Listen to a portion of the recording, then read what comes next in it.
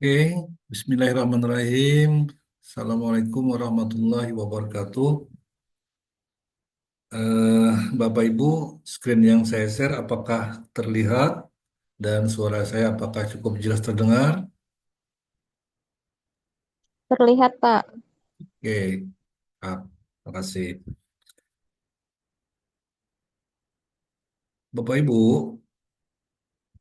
dalam bisnis itu kan pasti ada yang namanya peluang sama tantangan. Biasanya datangnya beriringan gitu ya. Di ada peluang, pasti ada tantangan. Jarang ada sih peluang itu mulus gitu ya. Ini mungkin boleh saya kasih contoh ya. Mungkin saya ingin memberikan contoh yang namanya peluang dan tantangannya apa. Sebagai contoh nih, kita ada produk unggulan namanya Aba Coklat ya. Yang dulu terkenal dengan coklatnya Tongkat Ali atau mengandung pasak bumi. Nah, peluangnya apa? Orang sangat suka mengkonsumsi pasak bumi yang dulunya pahit, tapi sekarang diinovasi dengan coklat jadi manis, enak. Itu orang sangat suka tuh. Itu peluang. Betul kan ya? Peluang. Tapi tantangannya ada muncul. Sorry ya Mas Bob. Muncul. Ada ketentuan peraturan bahwa katanya pasak bumi itu tidak layak untuk dicampur atau dikomposisikan dengan pangan. Nah, itu salah satu contoh antara peluang dan tantangan itu biasanya datang beriringan. Walaupun ada juga yang berselisih waktu gitu ya.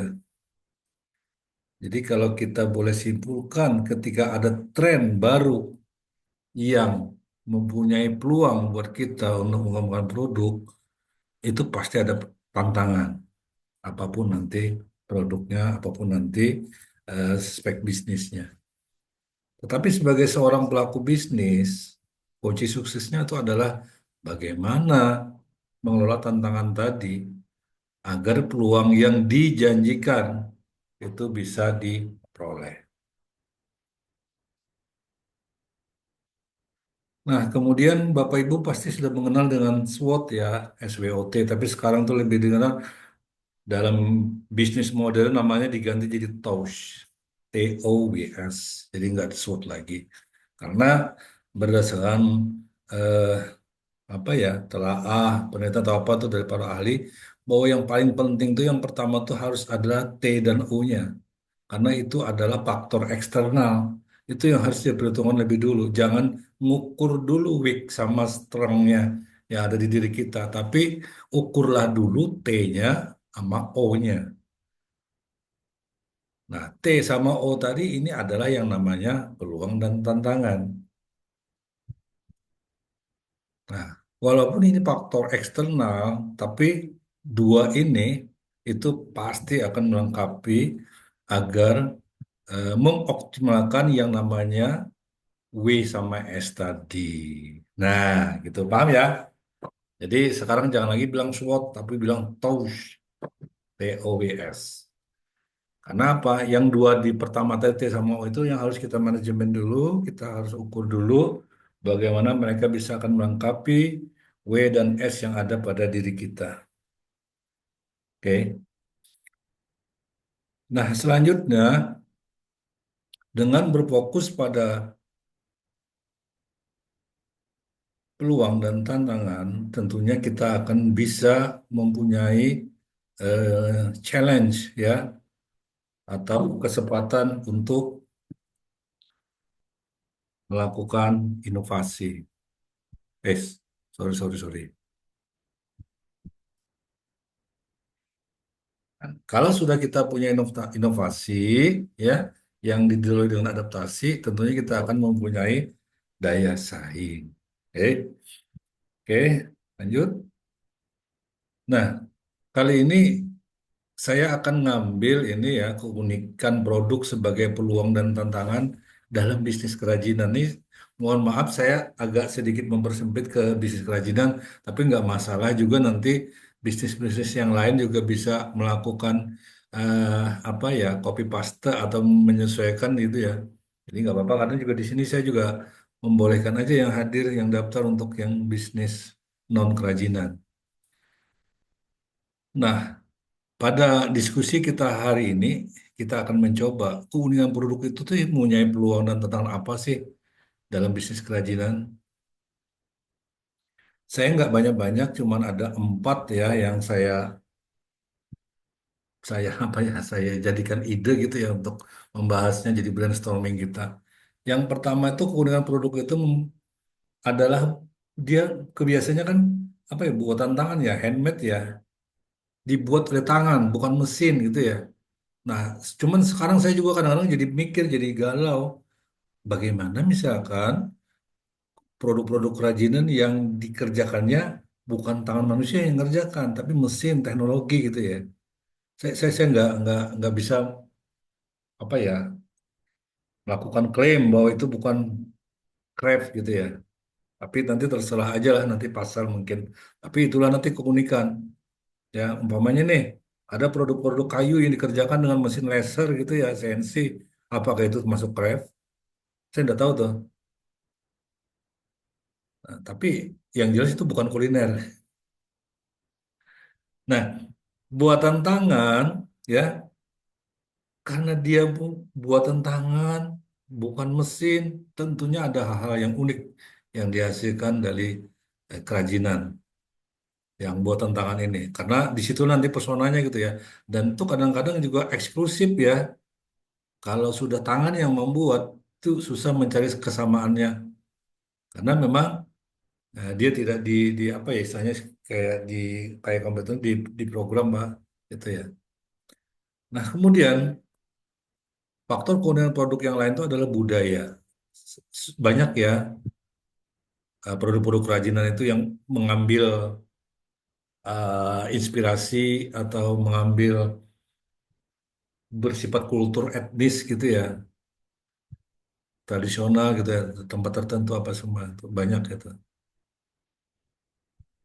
Dan kemudian yang lagi tren ini adalah yang orang sudah mulai membuka mata bahwa se- kita harus mengarah kepada namanya sustainability atau keberlanjutan lingkungan.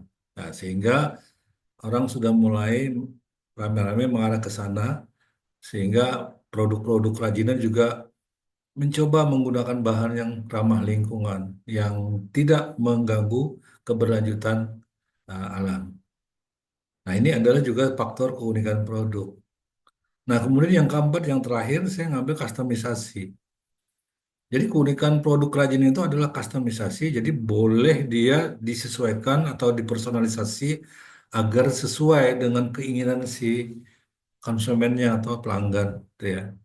Pamannya nih, eh, ada beberapa produk yang agar kira-kira ornamennya itu mirip dengan logo-logo instansi tertentu, atau agar produk-produk tersebut juga menampilkan warna-warna khas dari eh, instansi atau lembaga tertentu gitu.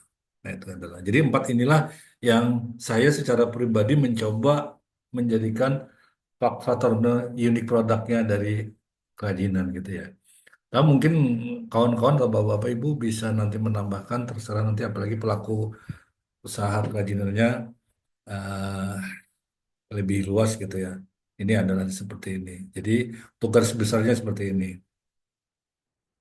Nah, keempat elemen ini tentunya nanti akan menciptakan daya tarik yang kuat ya. Jadi sekaligus nanti bisa menjangkau pasar yang lebih luas.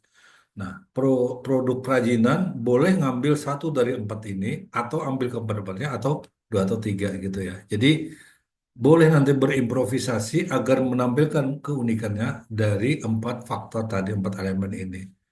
Nah, seperti itu. Seperti misalnya eh, apa? Kesirangan dengan pewarna alami itu ngambil kan berarti kan yang elemen ketiga gitu ya.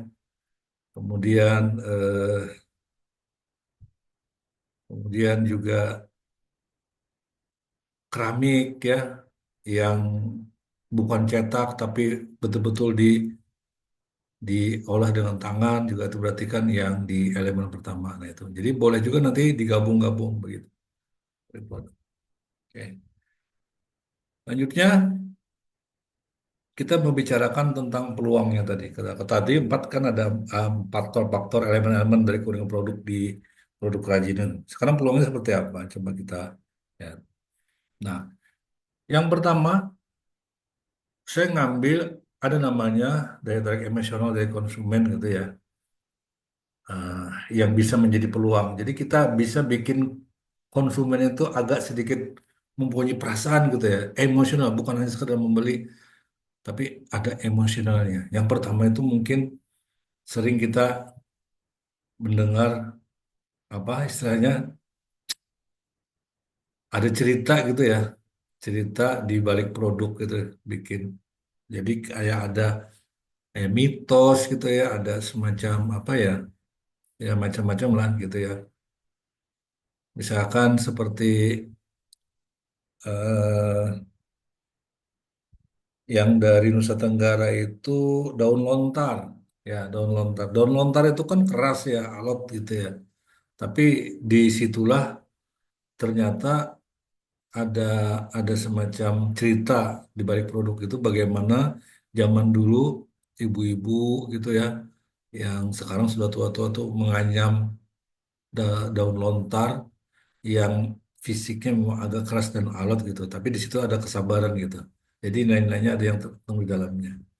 Nah demikian juga dengan kekayaan budaya ya banyak produk-produk kerajinan yang mencerminkan tradisi atau budaya-budaya tertentu. Sebetulnya ya Sasirangan ya di daerah kita. Sasirangan ini kan eh, kalau tidak salah nih mohon maaf nih kalau salah tolong dikoreksi. Saya pernah dengar dari almarhum ibu saya itu Sasirangan itu dulunya semacam apa ya semacam kain yang dipercaya mempunyai kemampuan mengobati gitu ya secara tradisional. Jadi ceritanya dulu misalkan kalau ada kan dulu namanya ada yang namanya kerasukan-kerasukan gitu ya. Ada kerasukan yang ada yang dari misalnya Putri Anu, kemudian dari binatang Anu, binatang. Biasanya itu diselimuti dengan kain sesirangan. Nah ini eh, berkaitan dengan budaya. Nah tentunya budaya tadi juga bisa menjadi storytelling gitu ya. Nah seperti itu. Mungkin juga di daerah-daerah lain juga kerajinan-kerajinan juga ada punya keterkaitan budaya yang. Nah biasanya sih ada pihak-pihak tertentu yang kalau kalau mengkonsumsi atau menggunakan produk-produk yang punya kaitan dengan tradisi atau budaya itu menjadi bangga, ya bangga. Itu kita kalau kita lihat misalkan pada saat ada event-event eh, kerajinan ya seperti di Inakrab itu biasanya pengunjungnya bangga mengenakan pakaian-pakaian yang berkaitan dengan budaya. Jadi misalkan ada yang kemana saya pernah lihat itu yang datang ke Inakrab itu pakai topi yang ada burung-burung cendrawasihnya itu, bulu burung cendrawasihnya. Nah, itu seperti mereka menggambarkan mereka mencintai budaya Papua gitu. Nah, seperti itu. Kemudian daya tarik emosional konsumen juga kita bisa ambil dari otentiknya sebuah produk gitu ya. Jadi keaslian dan eksklusivitasnya itu memberikan kesan buat konsumen yang membelinya. Jadi mereka seolah-olah betul-betul memiliki produk yang betul-betul unik dan mungkin eksklusif buat mereka. Jadi tidak ada yang niru gitu. Itu. Kemudian juga ada dukungan terhadap pengrajin lokal ya. Itu juga orang yang biasanya apa eh, pengen membantu masyarakat lokal yang memproduksi kerajinan tertentu sehingga berkontribusi kepada komunitas-komunitas lokal. Seperti misalnya ada yang aku mau beli anyaman di Kampung Purun gitu ya. Nah, mudah-mudahan nanti di situ apa tumbuh gitu ya, seperti itu ya. Jadi ada dukungan terhadap pengrajin lokal. Kemudian ada juga yang desain yang unik gitu ya. Jadi ini kalau kalau kerajinan itu kan pasti sudah tidak bisa lepas dari desain, apalagi unik gitu. Jadi bisa sesuai dengan apa ya, dengan emosional yang ada di dalam diri konsumennya. Jadi secara pribadi individu, desain tadi mencerminkan gitu ya. Ada ada gambaran tentang pribadinya. Nah, termasuk juga kualitas dan ketahanan dari produk itu, kemudian juga pengalaman membeli. Jadi ini customer journey ini juga sangat penting ternyata. Itu juga bisa menjadikan keunikan daripada produk. Jadi uniknya itu adalah bagaimana pengalaman mereka membeli. Ya, mungkin gitu ya. Pengalaman membeli tadi bisa menjadi sebuah kenangan gitu ya buat mereka. Nah, inilah jadi nanti Bapak Ibu coba nanti dikaji lebih dalam lagi, kira-kira seperti apa sih pengalaman membeli produk saya ini yang supaya si pembeli itu jadi berkesan gitu ya, dan mungkin itu jadi teringat terus gitu. Nah, elemen-elemen ini semua ini adalah bagian-bagian atau komponen-komponen yang bisa menjadikan produk kerajinan itu mempunyai daya tarik emosional buat konsumen. Nah, ini saya tidak mengajari atau tidak melakukan disclaimer bahwa ini benar, tetapi Bapak Ibu coba aja nanti telaah lebih jauh apakah betul seperti ini gitu ya. Kemudian untuk yang kedua ya, yang bisa menjadi bagian daripada keunikan produk atau peluang daripada keunikan produk itu adalah nilai tambah dari desain yang orisinal. Nah, tadi kan saya bilang bahwa kuning produk ini udah tidak terlepas dengan yang namanya produk kerajinan ya, karena desain ini kadang-kadang bisa membuat atau menampilkan karakter dari produk itu sendiri gitu ya.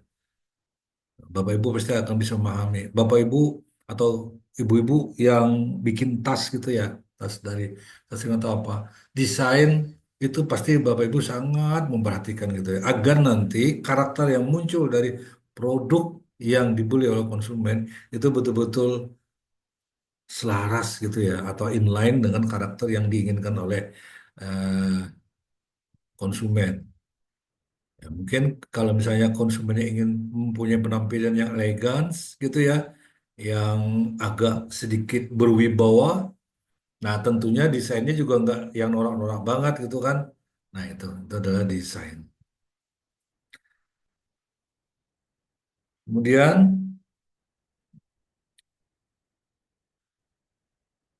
desain ini juga tentunya akan memberikan supporting kepada kekuatan brand atau kekuatan merek gitu ya. Bapak Ibu pasti ngelihat nih produk-produk dari luar yang eksklusif, yang branded itu biasanya mereka mempunyai desain yang tersendiri gitu ya. Dan kadang-kadang juga, maaf ya, desain sekarang sudah mulai dihakikan gitu ya.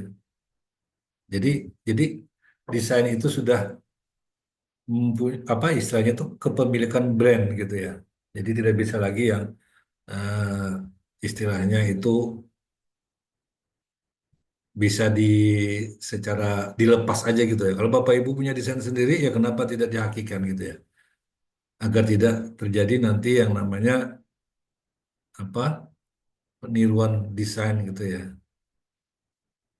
Nah, ini kadang-kadang juga secara umum apa banyak terjadi, wah itu desain saya, wah itu desain saya. Nah, itu kalau jangan ngomong seperti itu aja.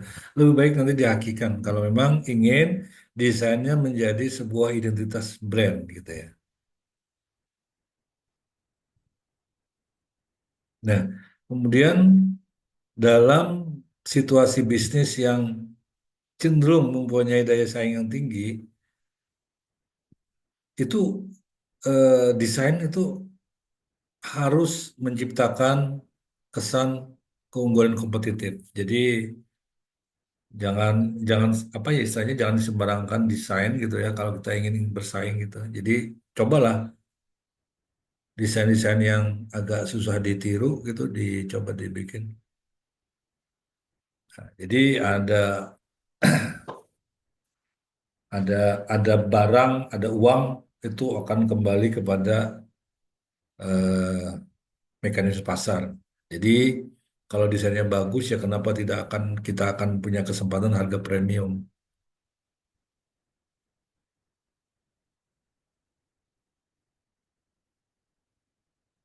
Nah ini ada 7 poin ya Bapak Ibu. Mungkin nanti ini apa rekaman Zoom ini juga share juga nanti jadi bisa jadi ulang-ulang nanti.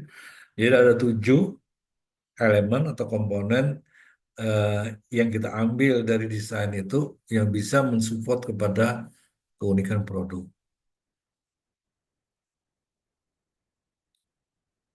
Nah yang ketiga tantangan yang kok tantangan peluang yang ketiga daripada keunikan produk ini adalah di pasar internasional.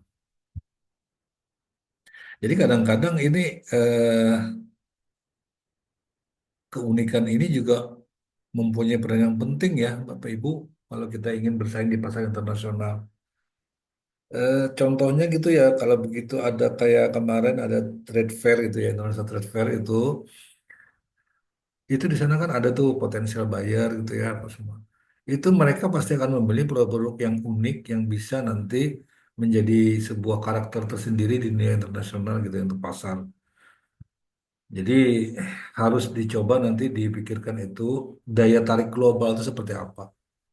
Jadi umpamanya nih ya kalau kita ingin pasarnya ke Amerika gitu ya, Amerika tuh maunya seperti apa gitu ya. Untuk produk misalnya untuk apa ya fashion warnanya seperti apa. Nah jadi keunikan tadi harus mengambil daya tarik global, artinya di dunia internasional maunya seperti apa desain warnanya seperti apa gitu. Jadi itu harus ada. Nah ini adalah di pasar internasional itu keunikan ini itu ada 6 yang bisa menjadi peluang gitu ya.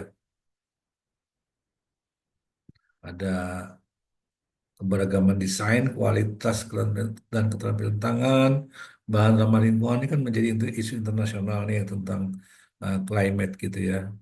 Kemudian cerita dan warisan budaya, kemudian penyesuaian personalitas itu tadi yang namanya customisasi dan harga yang kompetitif. Oke. Nah, ini tadi adalah peluang. Tapi seperti yang saya bilang tadi, setiap peluang pasti ada tantangannya gitu ya. Ini mudah-mudahan nanti Bapak Ibu bisa apa ya, cermin ke bisnisnya apa betul yang saya sampaikan ini. Jadi tadi ada peluang-peluang kita berbicara, ada ada 3 yang saya kupas tentang peluangnya. Kemudian kalau tantangannya seperti apa? Nah, tantangan yang pertama ini adalah waktu dan biaya produksi yang lebih tinggi. Itu pasti ya. Kalau kita ingin membuat produk yang lebih unik, kemudian bisa diterima pasar, itu pasti kita harus butuh namanya peningkatan modal, waktu, dan biaya produksi yang lebih tinggi. Tetapi ini tentunya nanti harus ada dipikirkan strategi ya. Tapi tidak apa-apa, ini hanya gambaran aja dulu.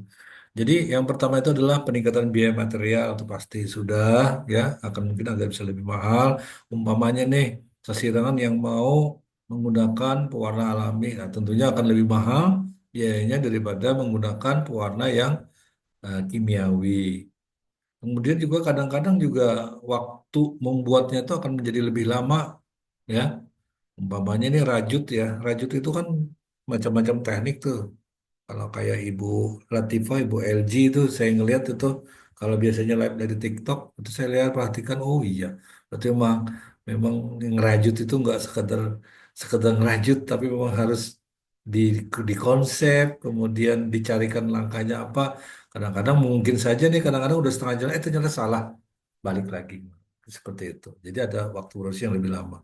Kemudian juga skill ya, keterampilan khusus. Kalau misalkan punya desain seperti ini, mau dituangkan dalam pengerjaannya, langkah-langkah pengerjaannya, nah tentunya harus yang mengerjakannya harus punya keterampilan khusus. Itu kalau saya ngeliat sih biasanya siapa ya, Enakraf ya. Enakraf tuh biasanya aktif di TikTok. Itu saya ngelihat perhatikan, oh berarti memang harus punya keterampilan khusus gitu ya. Nah inilah yang bisa menjadikan eh, tantangan kalau kita yang menginginkan keunikan produk itu menjadi sebuah peluang gitu ya. Jadi ada risiko pasar, investasi. Nah, kalau risiko pasar, risiko pasar tadi ya tidak semua konsumen tuh punya selera yang sama gitu ya. Jadi ya tentunya ada juga yang senang dengan produk ini unik gitu ya. Tapi ada juga yang ngapain sih beli yang ini gitu ya. Nah itu jadi ada risiko pasarnya. Jadi lebih baik sebelum melakukan improvisasi dengan produk yang unik, coba dulu lah riset pasarnya gitu. Seberapa besar pasar yang bisa membeli atau yang menyerap daripada produk yang unik tadi. Nah, kemudian juga Bapak Ibu juga yang namanya tadi ada waktu dan biaya dan sebagainya itu anggaplah itu sebuah investasi ya. Karena inovasi itu tidak mungkin tanpa ada investasi gitu. Jadi harus ada. Nah, kemudian juga yang menjadi tantangannya juga adalah berlanjutannya gitu kan. Artinya bisa terus nggak bikin deh atau bisa, waduh saya tidak sanggup sih kalau segini banyak gitu. Jadi kaitan dengan skala produksi. Nah, kemudian juga kalau misalnya unik produk tadi udah menjadi tren gitu, itu pasti ada kompetisi gitu ya, ada persaingan dan tentunya nanti akan melakukan adaptasi di harga gitu. Tapi pesan saya jangan main harga dan jangan banting harga. Ya, Tuhan.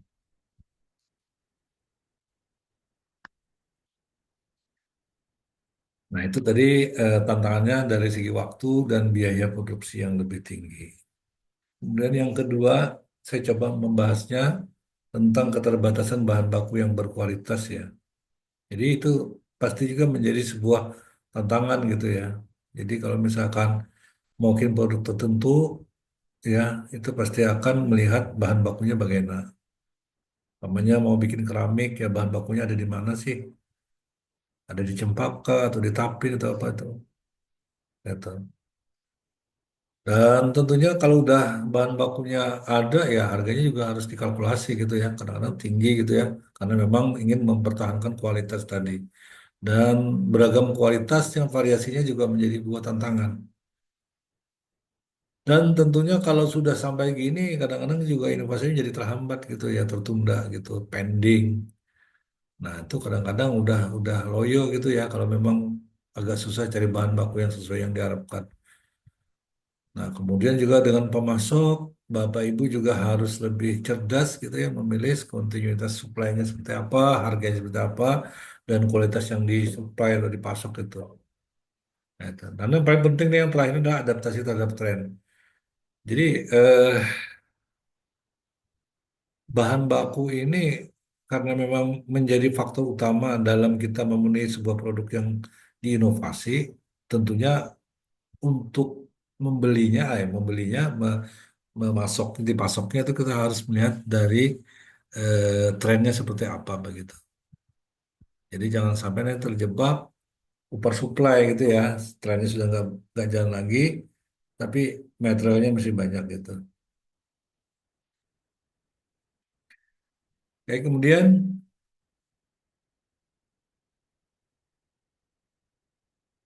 hambatan atau ini ya tantangannya itu konsistensi kualitas nih untuk yang ketiga ini.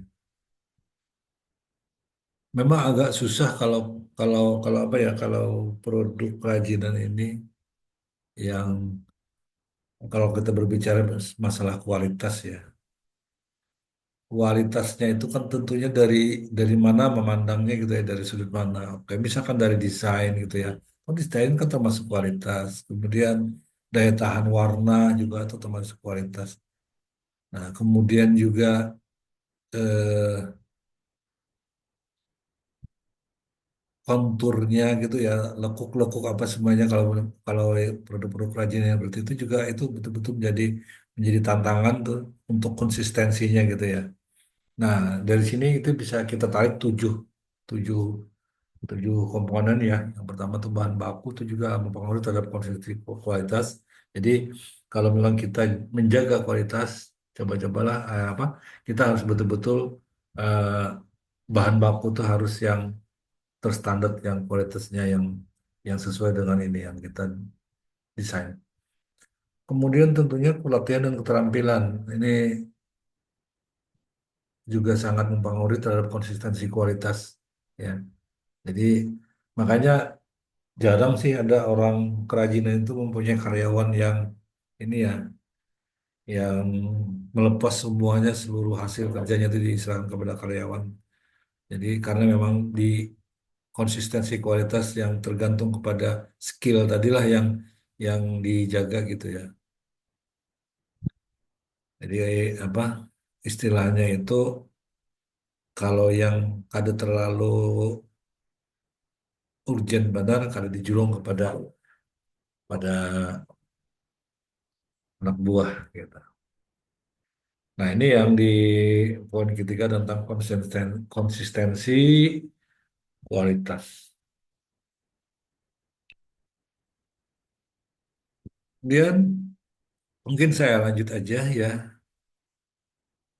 Tadi saya katakan peluang dan tantangan itu memang datangnya beriringan. Tapi disitulah artinya seni bisnis.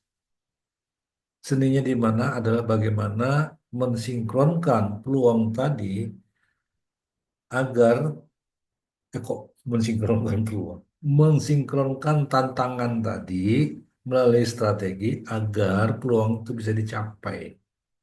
Ya, jadi ya tentunya harus putar otak dulu ya.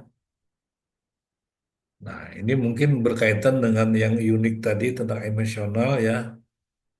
Itu kita mencoba memaksimalkan daya tarik melalui storytelling.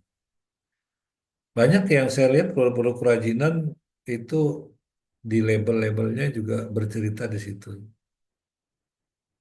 Nah, Bapak Ibu, storytelling itu bukan hanya tentang bercerita ya. Tolong diingat itu ya, jangan asal bercerita aja gitu ya. Tapi bagaimana cerita itu bisa menciptakan hubungan emosional antara produk dengan konsumen, bukan dengan Anda ya. Kalau dengan Anda punya hubungan emosional, wah itu bahaya. Tapi dengan produk Anda. Jadi konsumen itu mempunyai hubungan emosional dengan produk Anda. Jadi kalau menurut saya, storytelling itu nggak usahlah menceritakan diri Anda, saya dulu bekerja di sini, saya nggak usah. Tapi produk Anda yang bikin dulu. Produk Anda itulah yang nanti kita harapkan mempunyai apa ya connection, emotional connection. Jadi si si konsumennya akan begitu merasa ini sangat berharga gitu produk ini.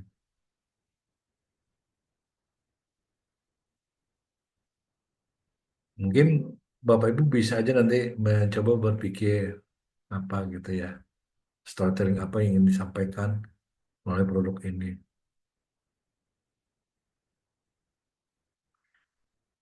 Yang pertama yang paling penting itu adalah untuk kita bisa menerbitkan, memunculkan storytelling itu adalah kita bagaimana memahami keunikan produk. Ya, itu produk tuh uniknya di mana sih? Apakah itu dari bahan bakunya? Apakah itu cara membuatnya? Atau ada mitos-mitos yang tersembunyi di balik produk itu. Nah, itu adalah bagian dari unik produk. Ya, yaitu menggali cerita di balik produk. Nah, kemudian ada satu nih, yang nomor tiga nih mungkin agak sedikit, agak apa ya, mengaitkan cerita dengan nilai konsumen. Jadi ini Bapak Ibu contohnya seperti ini ya. Misalkan nih, konsumen yang kita sasar, yang kita target itu adalah eh, pecinta lingkungan hidup, yang sama aware dengan lingkungan hidup. Nah, ini boleh dikaitkan dengan upaya-upaya apa yang namanya itu ekonomi sirkuler gitu ya, pemanfaatan limbah sebagai bahan gitu ya. Misalkan diceritakan aja bahwa bahan dari produk ini diambil dari hasil para ibu-ibu rumah tangga yang sudah melakukan pemilahan terhadap limbah-limbah rumah tangganya gitu ya. Umpamanya menggunakan plastik-plastik yang recycle gitu ya. Nah, itu bisa dikaitkan ke situ menjadi sebuah cerita yang nanti eh, nilainya itu ada di konsumen itu tadi yang memanfaatkan atau yang berkaitan dengan lingkungan ya. Jadi keberlangsungan lingkungan. Jadi itu bisa dijadikan eh, sebuah storytelling gitu ya. Nah, ini mungkin Bapak Ibu bisa nanti digali lebih jauh ya. Apa aja sih kira-kira yang bisa dijadikan eh, storytelling dari produk yang dibuat. Nah, kemudian tentunya kalau sudah membuat storytelling ya harus diukur juga dampaknya. Artinya begitu udah dikeluarin storytelling, penjualannya naik enggak gitu kan? Nah, kalau masalah apa ya memviralkan storytelling kan Bapak Ibu pasti bisa lah. Nah, semuanya ini kan sudah orang-orang netizen ya pasti bisa. Nah, kalau sudah dicoba diviralkan, itu diukur aja nanti apakah meningkatkan nggak ke penjualan. Nah, ini storytelling.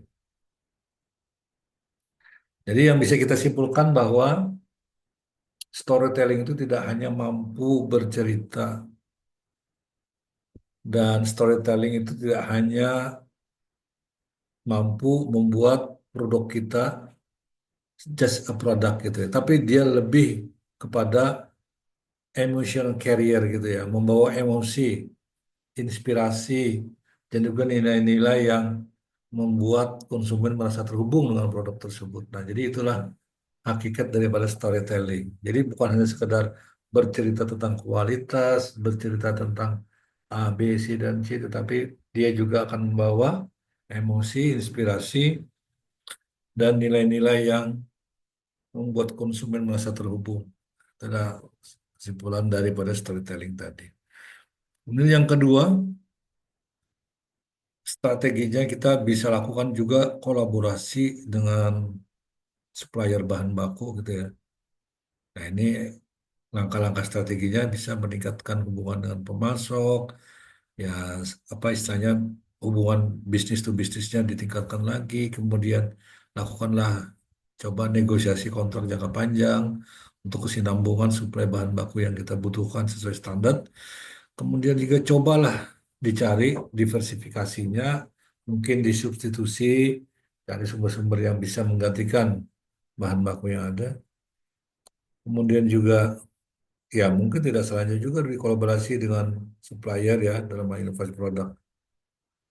Kemudian berlanjutan dan juga gunakanlah pemasok-pemasok lokal gitu ya karena pemasok lokal kan lebih dekat dengan kita jadi lebih lebih lebih mudah buat kita melakukan apa ya negosiasi kontrak dan sebagainya. Nah itu untuk strategi yang kedua itu ya dengan pemasok bahan baku. Kemudian strategi yang ketiga itu adalah desain yang adaptif namun tetap orisinal. Wah ini keren juga ini istilahnya ini. Jadi desain itu harus adaptif ya. Oke. Jadi karena memang desain itu adalah jantung dari keunggulan produk, makanya kita harus coba desain itu harus bisa bertahan dan berkembang. Sehingga ada tuntutan bahwa para pelaku pengrajin itu harus mampu menciptakan desain yang adaptif namun tetap menjaga orisinalitasnya. Adaptif itu artinya apa? Sesuai, harus bisa dia mengikuti tren pasar sesuai dengan kebutuhan konsumen. Nah, tetapi yang harus diingat adaptif tadi jangan sampai menghilangkan karakter yang menjadi ciri khas produk yang Bapak Ibu bikin. Jadi seperti itulah. Jadi menerjemahkannya ini. Jadi karena apa ya? Originalitas itu kan brand Bapak Ibu ya. Brand Bapak Ibu itu kan menjadi sebuah kunci loyalitas konsumen gitu ya. Umpamanya nih, Ibu Hanik mungkin nggak hadir ya. Bu Hanik itu kan dia punya tren biru ya. Yang kemarin waktu di Bali itu juga kelihatannya banyak di selera Filipin gitu ya. Orang-orang Filipin.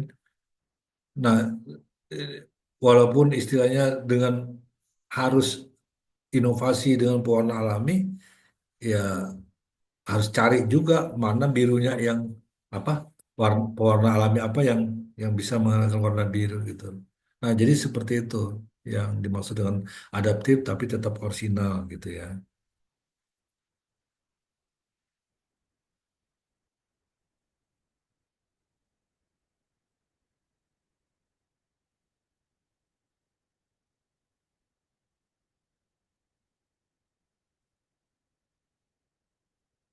Nah, saya rasa mungkin ini adalah hal-hal yang tiga komponen yang sudah saya coba brainstorming untuk Bapak Ibu.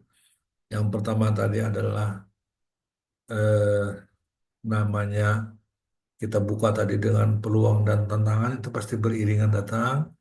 Kemudian hari ini kita mencoba melihat peluang dan tantangannya, keunikan produk, dan kemudian kita mencoba mendesain strateginya.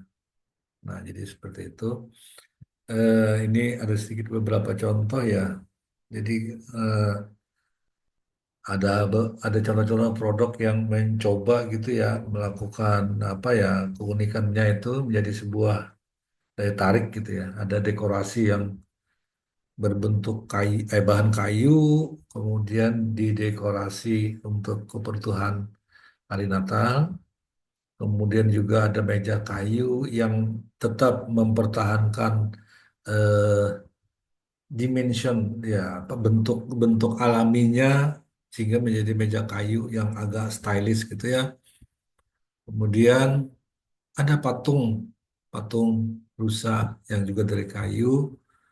Kemudian ada bingkai apa ya frame yang tetap mempertahankan eh, garis-garis kayunya gitu ya sehingga tetap estetik gitu ya.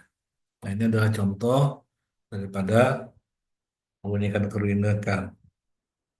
Nah, kalau yang dari bambu ya mungkin seperti ini ya. Ada yang bisa dibikin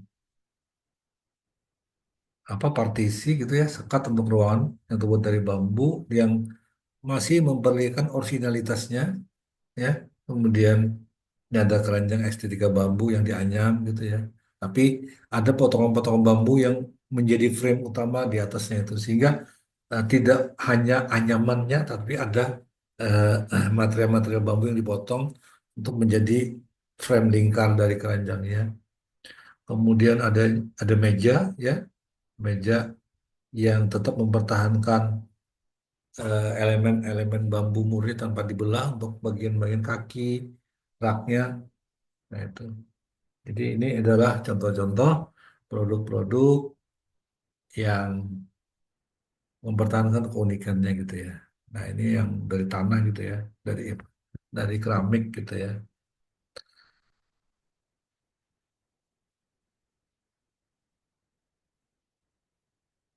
Nah, ini yang dari pot gitu ya,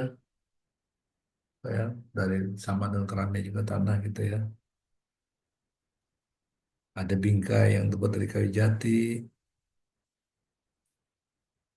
Nah, ini adalah bagaimana memikirkan dinding itu ada produk-produk kerajinannya yang mempunyai nilai-nilai keunikan gitu ya. Ada yang jam dinding dari kayu gitu ya, cermin, kemudian ini. Ya, seperti itulah Bapak Ibu. Jadi ini mungkin udah sampai di penghujung ya, udah materinya. Mudah-mudahan ini bisa bermanfaat. Nah, mungkin next kita buka diskusi gitu ya. Yang pertama mungkin saya coba, silahkan Bapak Ibu kalau ada ingin yang menambahkan ya. Mudah-mudahan jangan ditanyain saya. Karena saya bukan pelaku, tapi saya sebagai inspirator dan motivator. Jadi saya ingin resume atau simpulan dari Bapak Ibu. Silakan raise hand yang ingin menyampaikan kesimpulannya atau ingin bercerita. Saya gini dulu Pak, saya gini-gini. Monggo silakan Bapak Ibu, kita berbagi di sini, kita diskusi ya.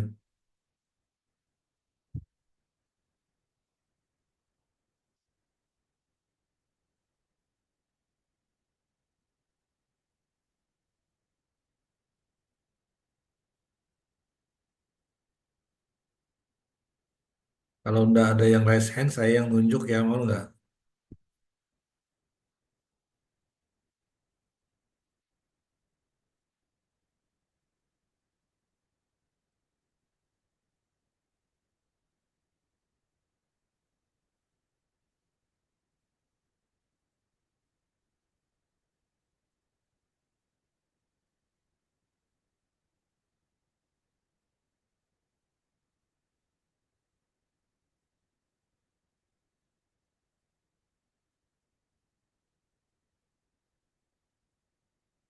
Nah ini saya panggil aja, udah saya tunjuk aja.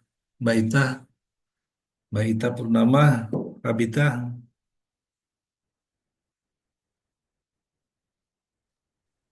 Nah, oke, Mbak Ita silahkan ya kasih kesimpulan, kasih penilaian gitu apa yang saya sampaikan tadi. Ini saya bukan pelaku ya Mbak Ita ya, Mbak Ita yang pelaku ya.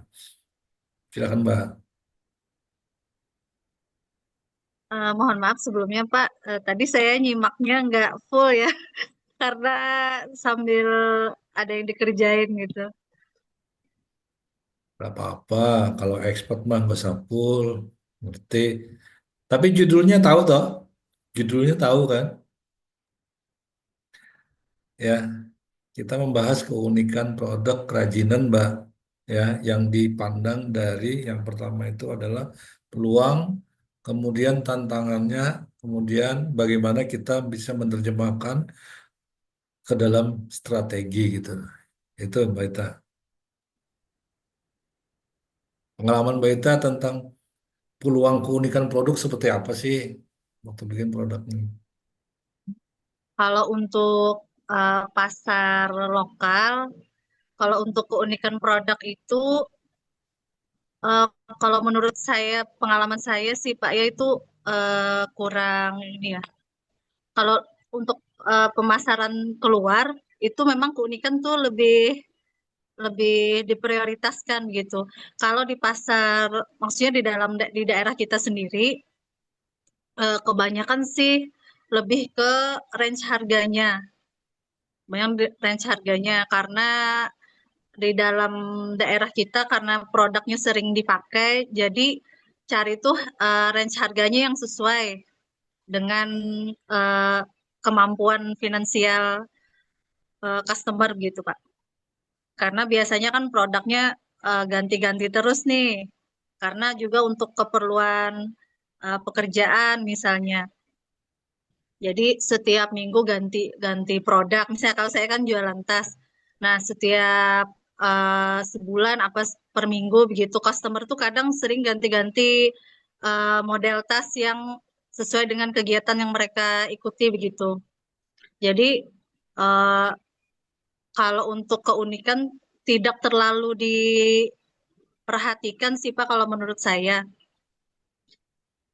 Terus kalau untuk pasar luar, di situ yang keunikan itu lebih diutamakan produk yang lebih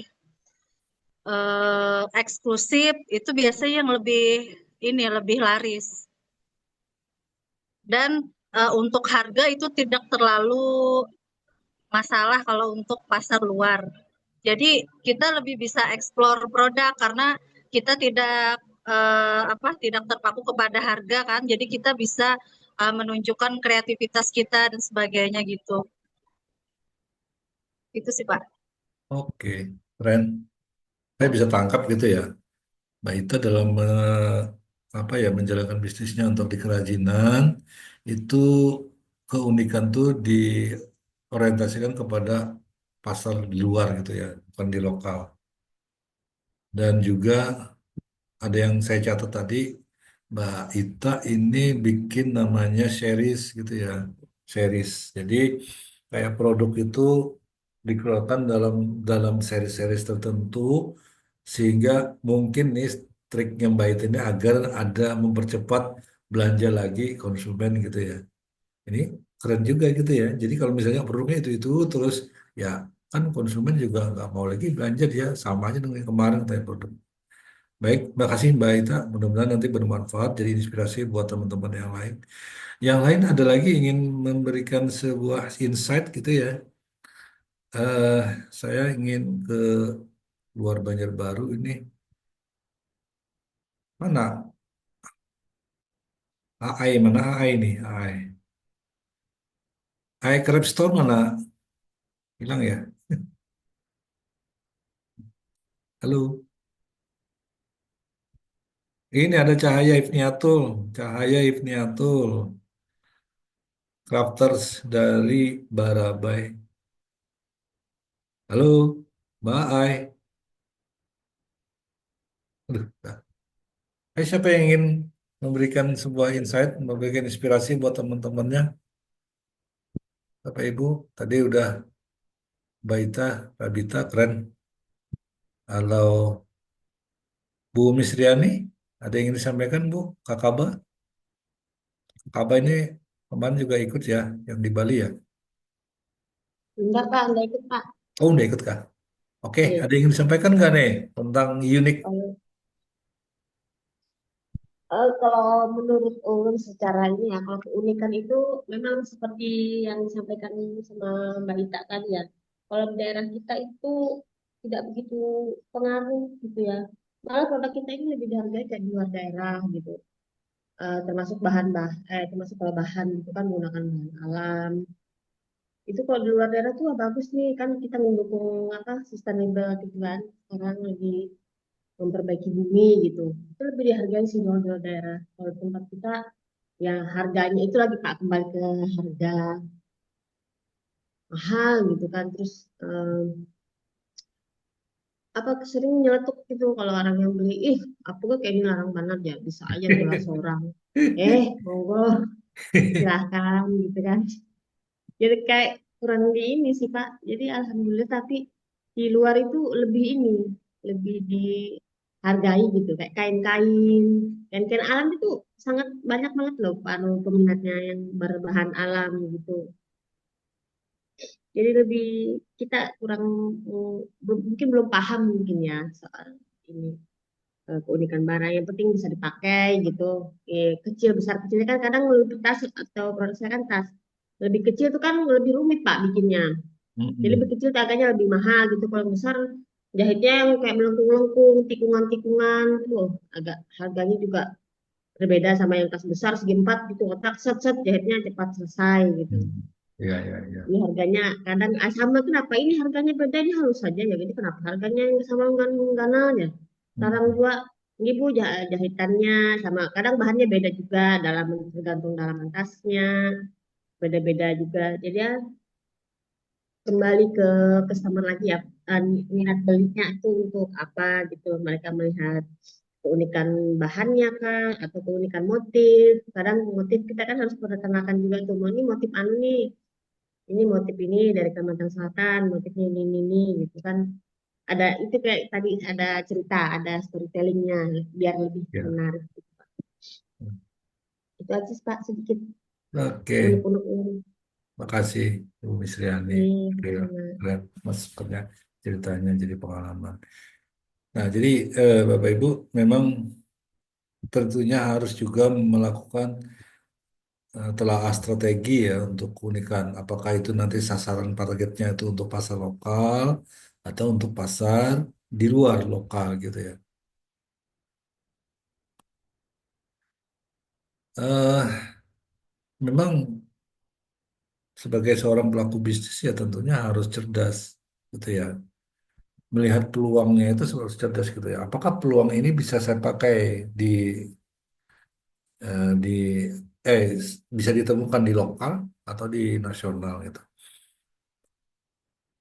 Memang itu perlu perlu ini ya semacam pemikiran-pemikiran gitu ya. Memang kadang-kadang begitu kita produk yang unik kita lempar dengan harga tertentu yang tentunya kita ingin mempertahankan ya apa istilahnya itu chemistry-nya bahwa ini unik loh nggak bisa dibilang murahan gitu kan makanya itu kan harus harus ini sesuai dengan harga. Nah ternyata di lokal kadang-kadang ngapain beli ini orangnya harganya itu ya itu seperti itu.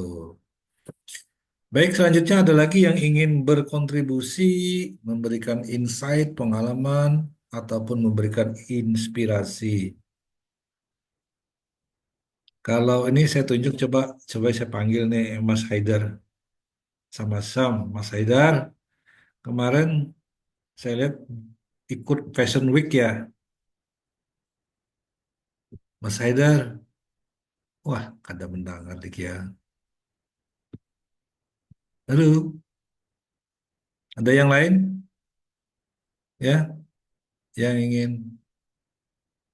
yang ingin menyampaikan pengalamannya?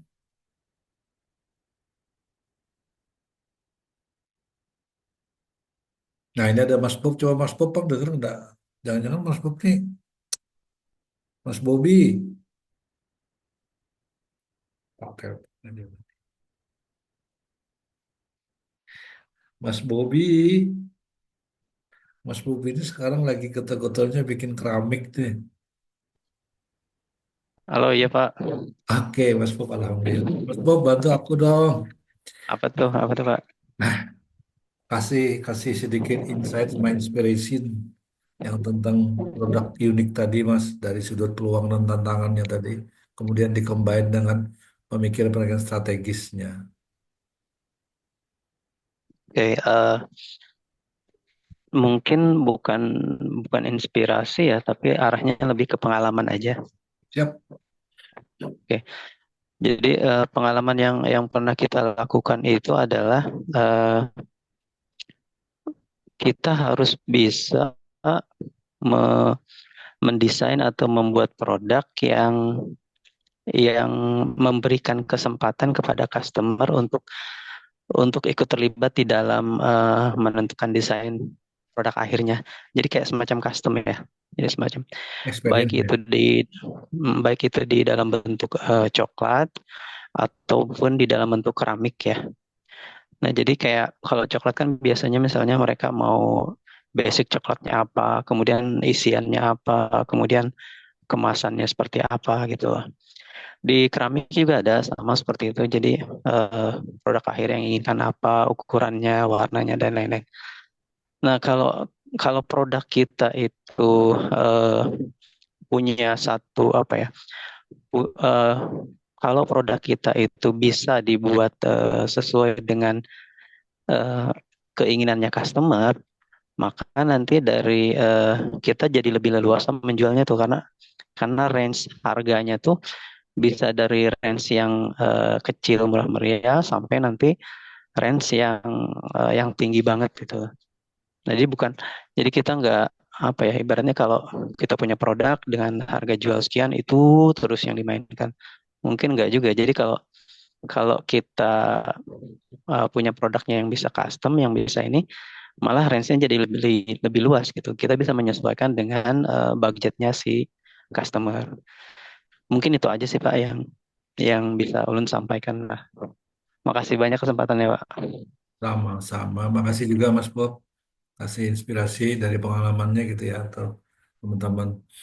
Nah ini jadi kita nambah lagi satu gitu ya. Ada sebuah pengalaman dari Mas Bob gitu ya tentang bagaimana kita eh, tadi memberi kesempatan keterlibatan konsumer gitu ya dalam hal desain gitu ya. Entah nanti seperti apanya gitu ya. Makanya tadi ada yang dari 4 yang saya bikin tadi ada namanya customisasi gitu ya. Customisasi itu adalah bagaimana kita bisa menjembatani desain produk yang akan dibikin gitu sesuai dengan keinginan dari konsumen. Keren, ya. Bagus. Ya. Ada lagi yang lain? Ayo, Bang Haider, Mas Haider, masih on nggak? Sama-sama. Hai, hai, Crab Store, Cahaya Hipniatul. Duh, sayang. Ada lagi yang ingin disampaikan Bapak Ibu? Oh ya Bapak Ibu, saya tadi lupaan waktu di awal-awal tadi kan saya bercerita tentang kegiatan kita di Hub nih ya. Hub ini kan ekosistem ya. Ada satu lagi nih yang sedang saya pikirkan, yang sedang saya konsep gitu ya. Mungkin nanti mudah-mudahan nanti ada juga masukan dari Bapak Ibu semua. Eh kita kemarin udah alhamdulillah saya mengukur partisipasinya dalam hal weekly challenge itu bagus gitu ya keterlibatan. Nah, saya pengen nanti di hub itu keterlibatan para UMK yang ada di dalam database itu tinggi gitu ya. Jadi sebagai contoh nih, nanti ke depannya saya pengen nanti, oh dalam perjalanan ya, nggak apa-apa, benar selamat ya. Kedepannya nanti saya berharap nanti di Zoom-Zoom seperti ini juga ada yang muncul nanti Bapak Ibu nanti yang ingin memberikan apa ya istilahnya sharing gitu ya. Nah, ini adalah gitulah jalannya nanti sebuah ekosistem seperti itu. Jadi ini beda dengan dengan apa ya lembaga-lembaga pembinaan yang lain tuh. Nanti saya berharap nanti Bapak Ibu misalkan ada sesuatu ya yang ingin dibagikan kepada teman-teman, monggo silakan mau dalam bentuk apa, mau Zoom atau workshop gitu ya, monggo. Nanti kita pikirkan sama-sama caranya seperti apa. Nah, ke depan ini kemarin dari teman-teman yang ada di Banjarmasin, Kraton Banjarmasin kan kemarin pernah mengadakan agak singkat gitu ya, begitu mereka undang saya ke sana, eh, ternyata di sana kan mereka berpikiran bahwa produk itu memang harus harus betul-betul bisa berorientasi kepada pasar gitu ya. Nah, sehingga inovasi-inovasi pun harus seperti itu. Nah, saya akhirnya kepikiran, saya mau mengadakan workshop aja deh. Nanti mungkin workshop yang akan ada tindak lanjutnya gitu ya. Nah, penyakitnya saya ini biasanya nggak mau yang nggak ada tindak lanjutnya gitu ya. Jadi umpamanya nih saya pengen workshop eh, tentang inovasi, mungkin pakai Scamper, metode Scamper, mungkin ada sehari atau 2 hari nanti kita offline dengan orang-orang yang peserta yang bentuk kelompok. Kemudian nanti nextnya hari kedua mungkin kelompok akan mempresentasikan sebuah ide gitu ya untuk produk. Nanti kelompoknya itu tidak nyampur gitu, tapi kelompoknya nanti misalnya kuliner, craft gitu dan sebagainya. Jadi satu kelompok itu mempunyai jenis bisnis yang sama gitu.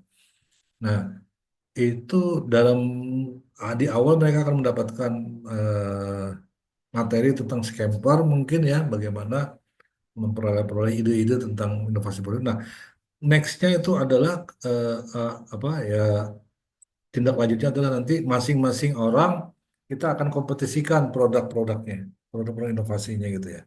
Nah ini yang sedang saya konsep, jadi mudah-mudahan nanti saya butuh support dari teman-teman semua, Bapak Ibu semua, bagaimana melaksanakannya itu ya nanti kita lakukan diskusi tentang actionnya seperti apa.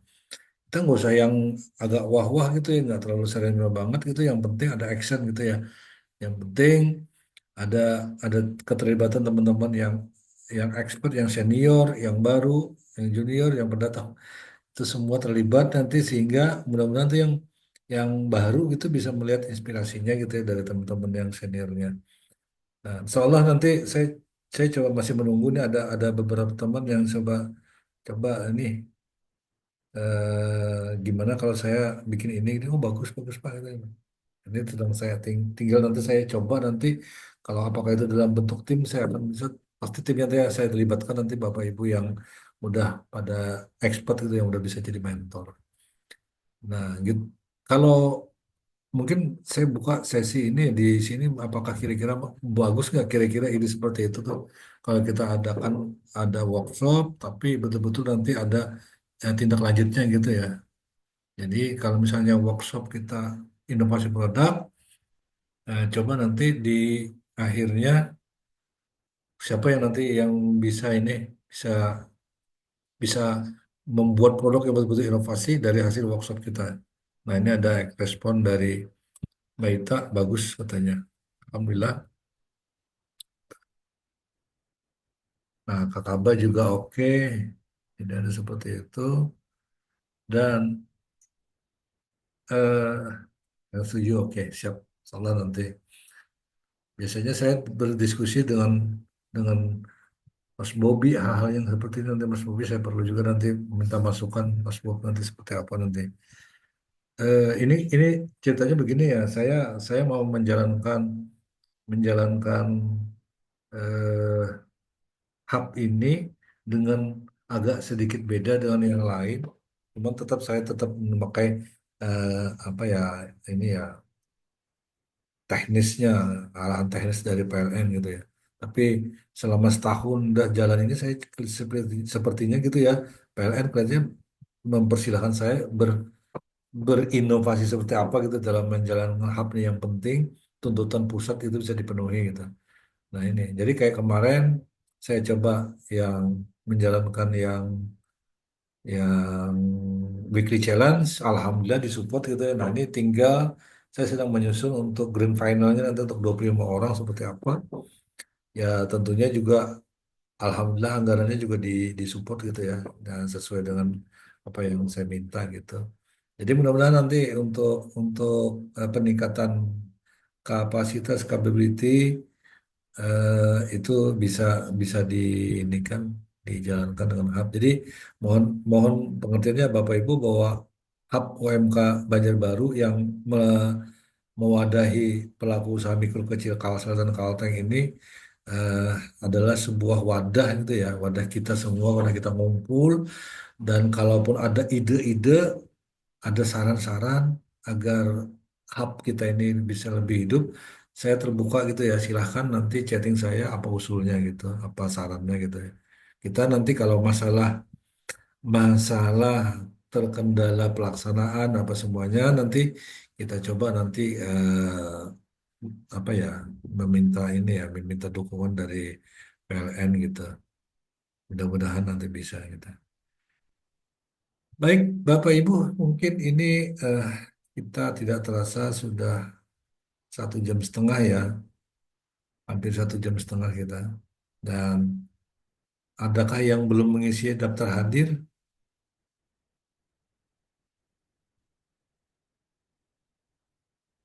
Bapak Ibu yang di luar Banjarbaru ya, untuk yang Tanah Laut ataupun di Banuanam, Banjarmasin, kalau misalkan ada ide apa di klaster sana, monggo sampaikan dengan saya gitu ya, mau workshop atau apa. Karena ini kita beda dengan dinas-dinas ya. Jadi kalau misalnya apa mau ada kegiatan apa gitu ya, monggo disampaikan ke saya. Nanti kita sinkronkan gitu dengan rule-nya dari PLN. Ya, oke itu dulu Bapak Ibu. Kalaupun tidak ada ya lagi yang ingin disampaikan, mungkin saatnya sudah kita menutup pertemuan kita pada hari ini. Saya mengucapkan terima kasih atas partisipasinya, atas kehadirannya, walaupun berupa online. Dan kita mudah-mudahan pertemuan kita ini membawa kebaikan, membawa manfaat. Dan saya berharap Bapak Ibu terus stay tune di Hub UMK Banjarbaru. Nah, mudah-mudahan nanti komunitas kita ini atau ekosistem kita ini bisa mendapat dukungan-dukungan dari pihak-pihak terkait lainnya nanti. Jadi, mari kita bersama-sama untuk mengembangkan dunia pembinaan, pengembangan, pemberdayaan pelaku usaha mikro kecil di Banua kita dan juga mudah-mudahan nanti sinergitas dengan pihak lain bisa terjalin. Saya berdoa mudahan Bapak Ibu semua sehat selalu, sukses selalu dan bisnisnya tetap meningkat dan semoga selalu berbahagia bersama keluarga. Wabillahi taufiq wal hidayah. Assalamualaikum warahmatullahi wabarakatuh. Waalaikumsalam.